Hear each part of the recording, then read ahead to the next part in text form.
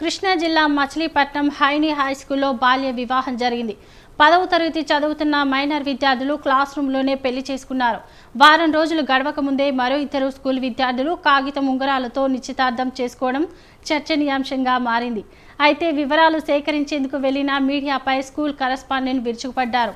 పెళ్లి చేసుకున్న మైనర్ విద్యార్థులను హాస్టల్ నుంచి స్కూల్ యాజమాన్యం ఇంటికి పంపించేసింది. పట్టించుకోకుండా మేము ఉమ్మూసినా కూడా తుడుచుకుంటా వెళ్ళి మేము చేసే డ్యూటీ ప్రొవిషన్లో మీరు ఆ రకంగా బిహేవ్ చేయటం. గతంలో ఇదే స్కూల్తో సంబంధం కలిగి ఉన్న ఒక వ్యక్తి ఓ మైనర్ బాలికపై లైంగిక వేధింపులకు పాల్పడినట్లు కేసు నమోదైంది. వరుస ఘటనలతో హైనీ విద్యా సంస్థల్లో చదువుతున్న విద్యార్థుల తల్లిదండ్రులు ఆందోళన వ్యక్తం చేస్తున్నారు. ఈ ఘటనలపై విద్యాశాఖ అధికారులు చర్యలు తీసుకోవాలని విద్యార్థుల తల్లిదండ్రులు కోరారు. అది రాంగ్. స్కూల్ అయిపోయిన తర్వాత జరిగింది.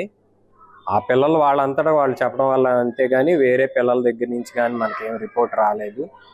వేరే పిల్లలు క్లాస్ లో జరగలేదు. ఎవరు లేరు, పిల్లలు కాదు కదా, అసలు ఎవరు లేరు అది జరిగినప్పుడు. మేబీ వాళ్ళిద్దరు ఉన్నారేమో, వాళ్ళిద్దరు అది వాస్తవాన్ని నేను మొదటి నుంచి అంటున్నాను కదా.